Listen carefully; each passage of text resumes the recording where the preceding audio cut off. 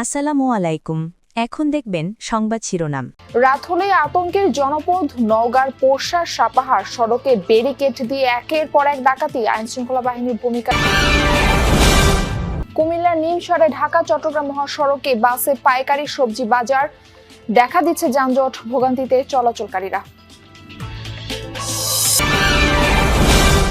সিরাজগঞ্জে উদ্বেগজনক হারে বাড়ছে ডায়াবেটিক রোগীর সংখ্যা। প্রাপ্তবয়স্ক প্রতি 10 জনের 7 জনই আক্রান্ত। উপযুক্ত চিকিৎসার অভাবে পঙ্গু হচ্ছেন অনেকে।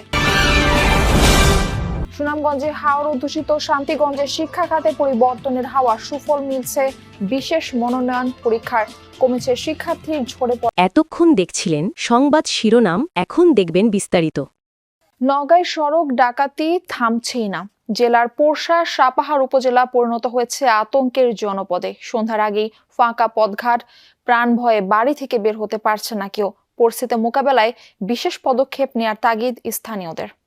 সন্ধ্যা নামতেই হামলে পড়ছে ডাকাত দল, গাছ কেটে ব্যারিকেড দিচ্ছে, এরপর যানবাহন থামিয়ে অস্ত্রের মুখে লুটে নিচ্ছে সর্বস্ব। পোরশা সাপাহারে লাগাতার ঘটছে এমন ঘটনা। কদিন আগে বেজুরা, মুর্শিদপুর ও তারেক জিয়া মোড় সহ 5টি স্থানে টানা 3 ঘন্টা তাণ্ডব চালায় 30 থেকে 35 জনের অস্ত্রধারী দুষ্কৃতিকারী। এর আগে বেজুরা বাজারে একসাথে 18টি দোকানের মালামাল লুট করে।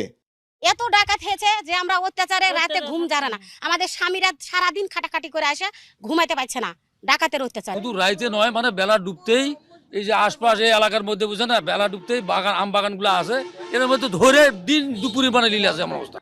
ডাকাতদের হাত থেকে রক্ষা পাচ্ছে না কেউই। প্রতিহত করতে এগিয়ে আসায় পাল্টা হামলার শিকার হয়েছেন মুর্শিদপুর গ্রামের কয়েকটি পরিবার। তাদের বাড়ি ঘরেও আগুন দেয় দুষ্কৃতিকারীরা। এই বাড়িগুলো চলে আসে, এই বাড়িগুলো মহিলা ছাড়া ছেলে আসলো না। বেবাকে এক বাড়িতে ঢুকে গেছে আমাদের বাড়িতে, সেখনকার বাইরের না, সেখনকার আগুন লাগিয়ে দিছে। আমরা বেরছি রাস্তাতে, চেঁচামেচি শোনার পরে এই কারণে এটাই আমাদের অপরাধ যে তোমরা বাইরলেন কি কারণে, এই কারণে আমাদের বাসাতে আগুন জ্বালিয়ে দেয়। তথ্য বলছে গেল 1 মাসে নওগাঁর পশ্চিমাঞ্চলে 30টিরও বেশি ডাকাতি ও ছিনতাইয়ের ঘটনা ঘটেছে।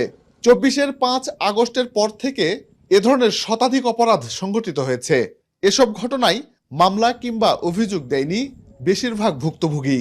অপরাধ বিশ্লেষকদের মতে আইন শৃঙ্খলা বাহিনী ঝিমিয়ে পড়ায় এ অঞ্চলে গড়ে উঠেছে ডাকাতদের বড় গ্যাং। তারা যেহেতু হাসুয়া ব্যবহার করছে, নির্ধারিত স্থান থাকার পরও কুমিল্লার নিমসারে ঢাকা চট্টগ্রাম মহাসড়কের জায়গা দখল করে গড়ে উঠেছে পাইকারি সবজির বাজার। প্রায় 200 দোকান রাস্তা ছাড়িয়ে গিয়ে ঠেকেছে পার্শ্ববর্তী 3টি শিক্ষা প্রতিষ্ঠানের ফটকে। এতে প্রতিনিয়ত সৃষ্টি হচ্ছে যানজট, ভোগান্তিতে পড়ছেন চলাচলকারীরা। স্থানীয়দের অভিযোগ, সড়ক ও জনপথের উদাসীনতার সুযোগেই মহাসড়কে চলছে সবজির বাজার। রাস্তার এক পাশে অর্ধেকেরও বেশি জায়গা দখল করে রেখেছে পাইকারি সবজির বাজার। পণ্যবাহী যানবাহনও দাঁড়িয়ে রয়েছে সারিবদ্ধভাবে। ঢাকা চট্টগ্রাম মহাসড়কের চিত্র এটি। মহাসড়কের কুমিল্লার নিমসার অংশে গড়ে উঠেছে সবজির বাজার। অভিযোগ রয়েছে নির্ধারিত স্থান থাকার পরও মহাসড়কের পাশাপাশি পার্শ্ববর্তী 2টি স্কুল ও একটি কলেজ গেট দখল করেই বসেছে বাজারটি। এদিকে অনেক বেশি যানজট থাকে, এই জন্য রাস্তাঘাটে আসতে অনেক বেশি লেট হয়, আমাদের ক্লাসে ঢুকতে লেট হয়। সারা দেশে নানা কর্মসূচির মধ্য দিয়ে পালিত হচ্ছে বিশ্ব ডায়াবেটিস দিবস। সকালে নাটোরে ডায়াবেটিস সমিতি অফিস থেকে একটি শোভাযাত্রা বের করা হয়। শহরের বিভিন্ন সড়ক ঘুরে কানাইখালী এলাকায় গিয়ে শেষ হয় র্যালিটি। পর অনুষ্ঠিত হয় আলোচনা সভা। ডায়াবেটিস হলে ভয় না পেয়ে সবাইকে সচেতন থাকার আহ্বান জানান বক্তারা।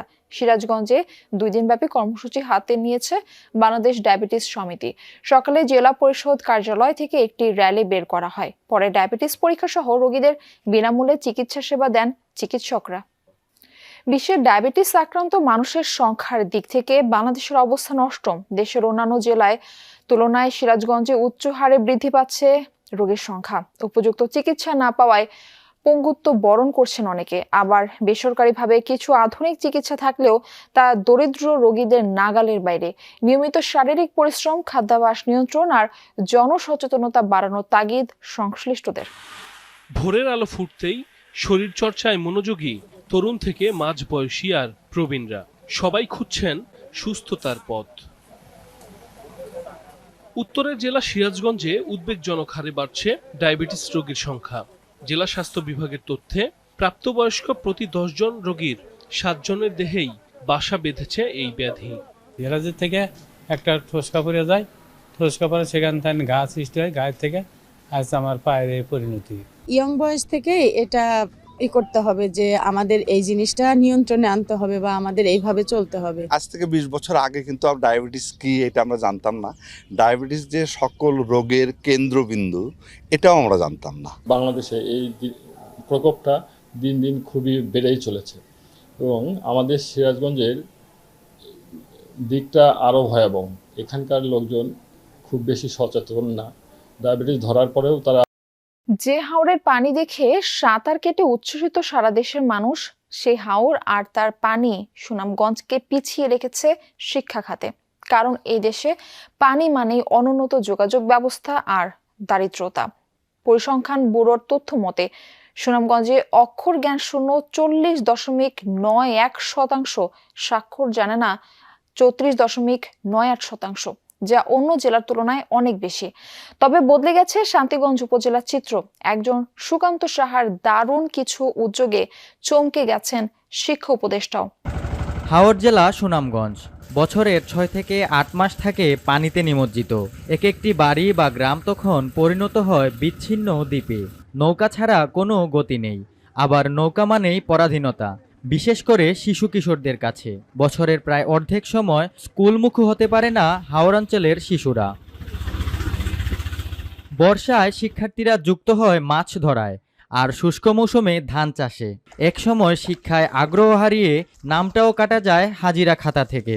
শিশুদের স্কুলে ফিরিয়ে আনতে শিক্ষকরাও নিতে পারেননি চোখে পড়ার মতো উদ্যোগ। স্কুলে পানি থাকে, ঘরবাড়ি ডুবে যায়, এই কারণে আমরা বিদ্যালয়ে আসতে পারি না। হাওরের অবস্থা বা আকাশের অবস্থা খারাপ থাকলে এই অঞ্চলে স্কুলে তো ছাত্ররা তো আসতে পারে না। ঝড় বৃষ্টি নানান প্রতিকূলতা শিশুদের লেখাপড়ার উপর মারাত্মক প্রভাব ফেলে। শান্তিগঞ্জের শিক্ষার এই চিত্র হতাশ করে উপজেলা নির্বাহী কর্মকর্তা সুকান্ত সাহাকে। কিভাবে শিক্ষার চিত্র বদলে দেয়া যায় তা নিয়ে শুরু করেন গবেষণা।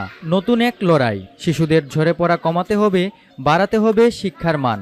এটিই যেন সুকান্তর নতুন পণ।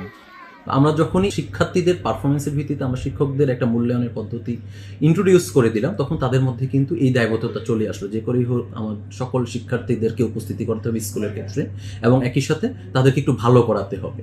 এই দৈন্যদশা কাটাতে পরিকল্পনা অনুযায়ী চতুর্থ